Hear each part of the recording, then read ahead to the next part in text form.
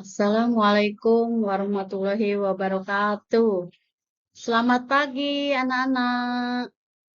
Sebelumnya, perkenalkan saya Ami Mintarsih dari MI Nurul Falah Sukasari sebagai guru kelas 5.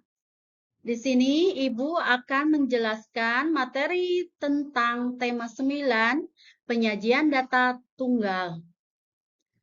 Kemudian, apa sih yang dimaksud penyajian data tunggal itu? Penyajian data tunggal adalah cara menampilkan data yang belum dikelompokkan dalam kelas-kelas interval.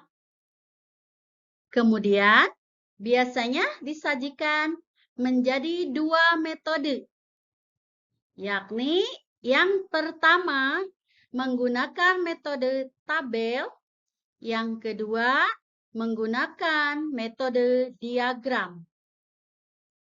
Yang pertama, tentang penyajian data dalam bentuk tabel, yaitu penyajian data yang biasanya menggunakan baris dan kolom.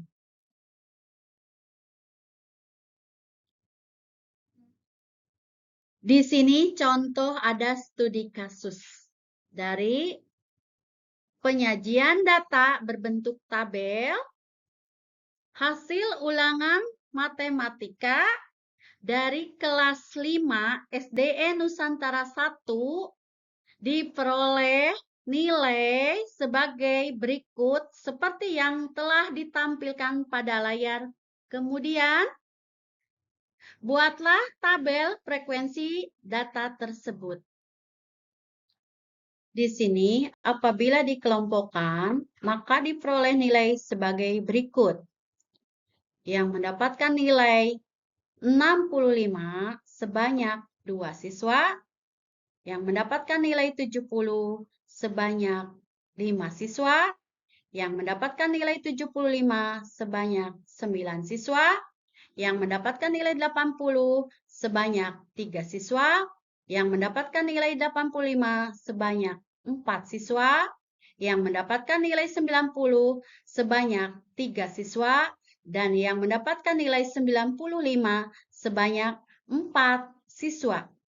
Jadi, total siswa kelas 5 sebanyak 30 siswa dengan variasi nilai yang berbeda. Yang kedua, penyajian data dalam bentuk diagram. Penyajian data dalam bentuk diagram terbagi menjadi 3 jenis, yaitu diagram gambar pitogram, diagram batang, dan diagram garis. Yang pertama, diagram gambar atau pitogram adalah merupakan penyajian data menggunakan gambar atau lambang sebagai pengganti angka dalam sebuah data. Di sini contoh studi kasus. Dayu berkunjung ke perpustakaan. Berikut data peminjam buku di perpustakaan. Hari Senin sebanyak 25 siswa. Hari Selasa sebanyak 20 siswa. Hari Rabu sebanyak 30 siswa. Hari Kamis sebanyak 15 siswa. Hari Jumat sebanyak 10 siswa. Dan hari Sabtu sebanyak 45 siswa. Ubahlah data tersebut dalam bentuk diagram gambar. Maka penyelesaiannya anak yang memegang buku biru mewakili 10 orang dan yang memegang buku kuning mewakili 5 orang. Didapatlah data meminjam buku di perpustakaan SD Nusantara 01 seperti yang ditampilkan pada layar pada hari Senin. Jumlah peminjam sebanyak 25, maka diagram gambarnya 2 anak buku biru dan 1 anak buku kuning dan seterusnya sampai hari Sabtu. Diagram kedua adalah diagram batang, merupakan penyajian data menggunakan batang-batang sebagai pelengkap angka dalam sebuah data. Kemudian, kita ke studi kasusnya. Siti mencatat profesi semua orang tua siswa kelas 5 SD Nusantara 01.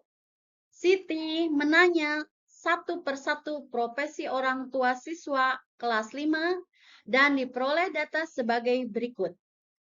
Pegawai negeri sipil PNS sebanyak 8 orang. Petani sebanyak 12 orang. Wira swasta sebanyak 2 orang. TNI sebanyak 5 orang. Guru sebanyak 3 orang.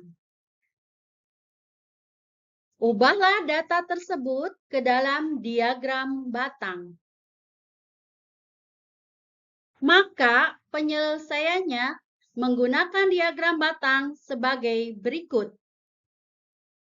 Sebelah kiri banyak orang siswa, orang tua siswa. Yang sebelah bawah profesi orang tua siswa. Yang pertama, PNS sebanyak 8 orang tua siswa. Orang tua siswa TNI banyak 5 orang tua siswa. Orang tua siswa petani sebanyak 12 orang tua siswa. Profesi orang tua siswa guru sebanyak 3 orang tua siswa. Orang tua siswa wira swasta sebanyak 2 orang tua siswa. Yang ketiga, diagram garis merupakan penyajian data menggunakan garis untuk menghubungkan titik-titik data. Di sini ada contoh studi kasus, yakni tinggi badan Meli juga dicatat secara berkala. Pengukuran berat badan juga untuk memantau perkembangan anak. Meli memiliki catatan tinggi badannya selama 5 tahun, yaitu mulai umur 7 tahun hingga umur 11 tahun. Berdasarkan hasil catatan yang dilakukan secara berkala, diperoleh, maka umur 7 tahun tinggi 125 cm, umur 8 tahun tinggi 135 cm, umur 9 tahun tinggi 140 cm, umur 10 tahun tinggi 145 cm, dan umur 11 tahun tinggi 150 cm. Maka apabila dijadikan diagram garis, bentuknya sebagai berikut. Maaf, yang seharusnya umur 7 tahun, tinggi badannya seharusnya 125 cm, pada umur 8 tahun bertambah lagi menjadi 135 cm, sampai pada umur 11 tahun tinggi badannya mencapai 150 cm. Maka disimpulkan tinggi badan Meli bertambah setiap tahun. Itulah pembahasan terkait materi penyajian data tunggal beserta contoh dan penyelesaiannya. Maka dapat disimpulkan bahwa penyajian data tunggal ini digunakan untuk memudahkan pembacaan, pengamatan, dan interpretasi data atau pemahaman terhadap data yang dikumpulkan agar lebih terorganisir. Sekian dan terima kasih. Saya Ami Mintarsi dari MI Nurul Falah Sukasari. Semoga dapat dipahami dan dimengerti. Wassalamualaikum warahmatullahi wabarakatuh.